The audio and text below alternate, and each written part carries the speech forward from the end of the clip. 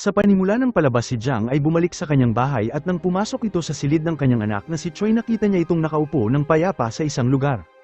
Nagtanong si Jong sa kanya kung nagmumuni-muni ba ito ngunit nang lumingon ito si Jiang ay nagulat at napansin ito na ang mata ni Choi ay nagbago at bigla nitong sinubukan umatake sa kanyang ama.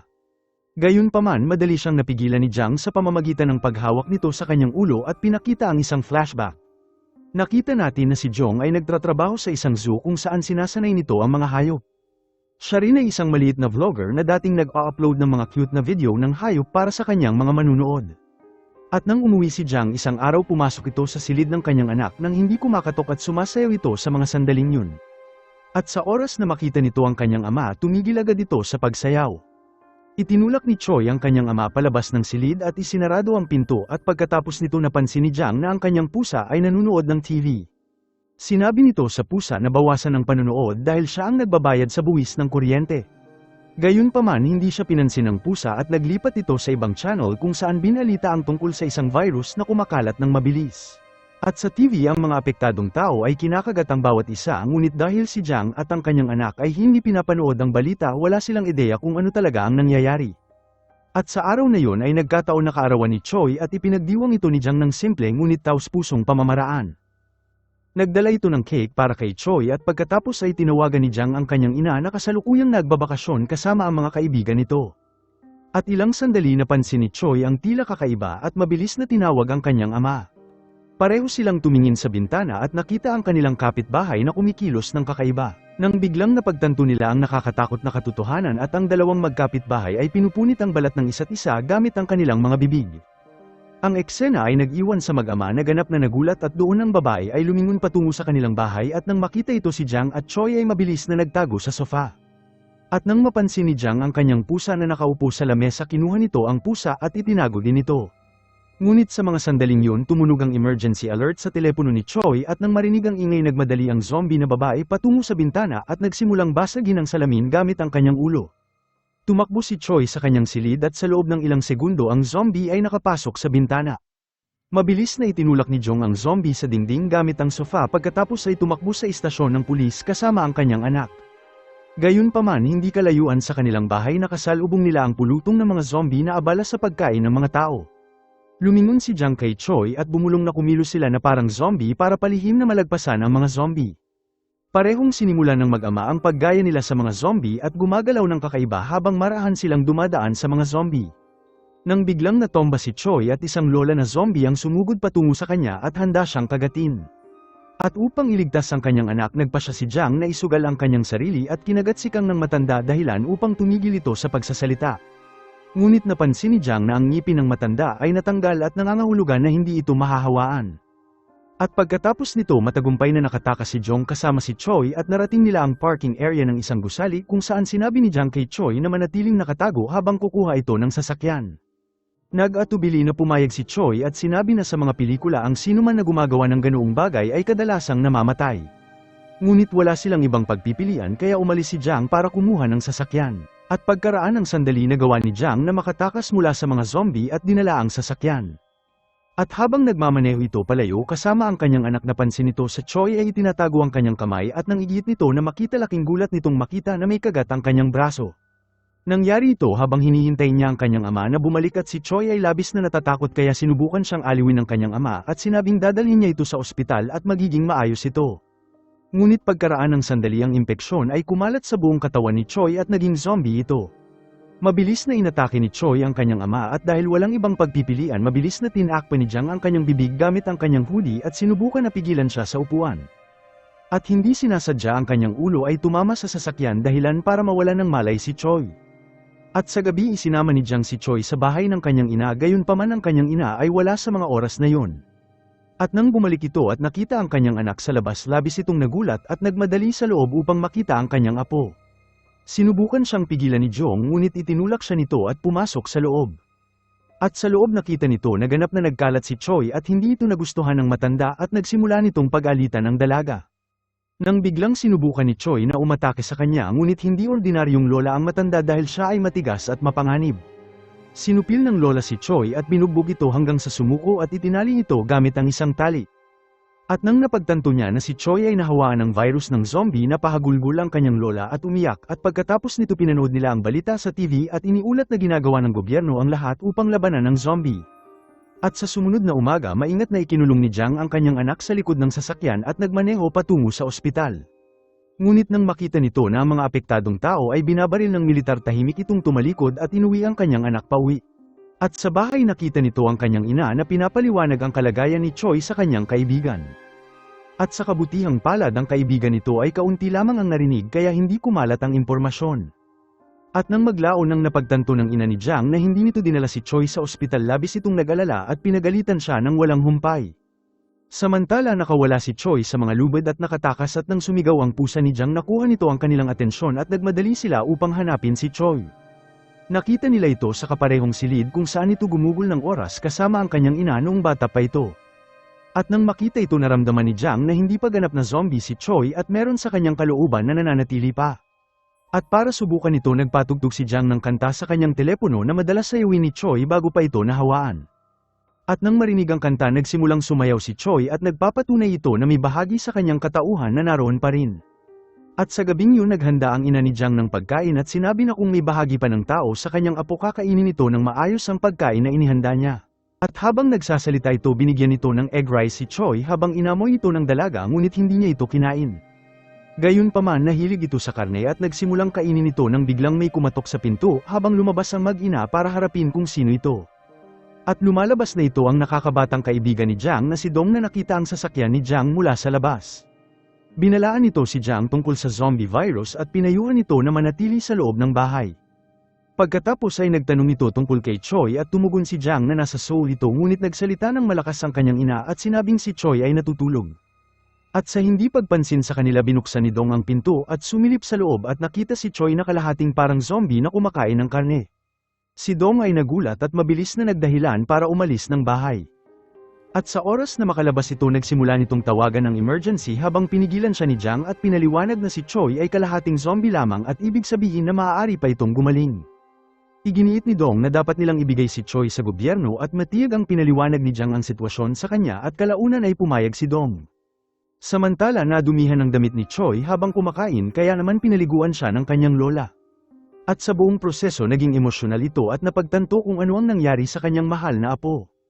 At sa sumunod na araw, sinabi ni Dong kay Jiang na handa nitong tulungan si Choi at pinaliwanag nito na mayroon nitong pinsan na nagtatrabaho sa pharmacy at matagumpay na nasubukan ng isang lunas para sa zombie virus sa mga daga. At hindi magtatagal ang mga pagsubok sa mga tao ay magsisimula, at nangako si Dong na aayusin ang lunas para kay Choi. Ngunit binalaan nito si Jiang na hanggat hindi pa handa ang lunas, kailangan itong sanayin si Choi at tiyakin na hindi ito mangangagat ng sinuman. At mula sa araw na iyon, nagsimulang sanayin ni Jiang si Choi sa kaparehong paraan kung paano nito sinasanay ang mga tigre sa zoo. Tinuruan din niya ito ng mga exercise dahil ang pag-ehersisyo ay nakakatulong sa memorya. Ilang araw ang lumipas at isang araw si Jiang ay bumalik sa bahay at ang eksena ay lumipat sa kasalukuyan. At nang pumasok ito sa kanyang silid, nakita nito ang kanyang zombie na anak. At nang makita si Jiang, sinubukan siyang kagatin ni Choi, ngunit inilagay ni Jiang ang kanyang kamay sa ulo nito para pigilan siya at inilapit ang kanyang braso sa kanya. Inamoy lamang ito ni Choi at hindi pinansin, at nagpapakita na siya ngayon ay ganap ng nasanay na hindi umaatake. Pagkatapos ay sinanay siya ni Jiang na muling magsalita, at samantala inutusan ng lola si Jiang na magdala ng kosmetikong kagamitan mula sa lungsod para matakpan ang mga ugat na makikita sa mukha ni Choi. At habang nasa lungsod, hindi inaasahang nakita ni Jiang ang kanyang childhood crush na si Yan. Nag-alok si Yan na ihatid siya pauwi gamit ang kanyang sasakyan, at sa kanilang daan nagtanong ito kung sino ang nakatira sa kanyang bahay. Sinabi ni Jiang sa kanya na kasama nito ang kanyang ina at anak at pati na ang isang pusa. At nang marinig ang tungkol sa kanyang anak, nagulat si Yan at nagtanong kung may asawa na ba ito. At nang magtanong ito tungkol sa kanyang asawa, lumabas si Jiang sa sasakyan at nagsimulang maglakad. At sa gabing yun, sa isang restaurant, nakita ni Yan si Jiang at Dong at humingi ito ng tawad, at inamin nito na hindi niya alam na si Jiang ay hiwalay na at ang kanyang anak ay sumasailalim sa paggagamot sa pag-iisip.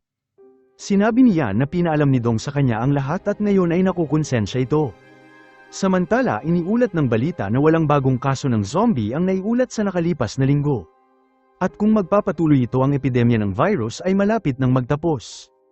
At nang marinig ito, sinabi ni Yan na kinamumuhian nito ang mga zombie at pinaliwanag nito na tinatawag sila ng gobyerno na mga nahawaan, ngunit para sa kanya sila ay kasuklam-suklam na nilalang.